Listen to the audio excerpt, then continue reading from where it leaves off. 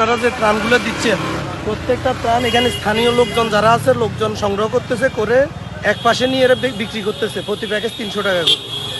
এভাবে দেওয়ার মানে কোনো মানে নাই। আমাদের ভিতরে ফুলগাজী পরশুরাম ছাগল নাই, আর ওইখানে কোনো ত্রাণই যায় নাই। পরশুরামে আপনি খবর নিয়ে দেখেন শুধু সেনাবাহিনী গতকালকে হেলিকপ্টার দিয়ে কিছু ত্রাণ পাঠাইছে, এর বাইরে কোনো ত্রাণই যাচ্ছে না। ইভেন খাওয়ার কোনো পানিই পাচ্ছে না এরা। আপনারা যারা পারেন, যদি পারেন ভিতরে সেনাবাহিনীর সহায়তা হোক, যেভাবে হোক ভিতরে ত্রাণগুলো পৌঁছানোর চেষ্টা করেন ভাই, এটা হলো রিকোয়েস্ট।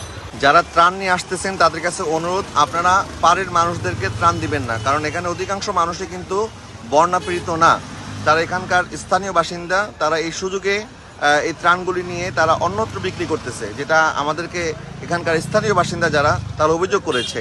সুতরাং আপনারা চেষ্টা করবেন একটু ভিতরে গিয়ে প্রকৃতপক্ষে যারা বন্যায় আটকে পড়ে আছে এবং যারা ক্ষুধার্ত তাদের কাছে আপনাদের এই কষ্টের ত্রাণগুলি আপনারা পৌঁছে দেওয়ার চেষ্টা করবেন ইনশাআল্লাহ।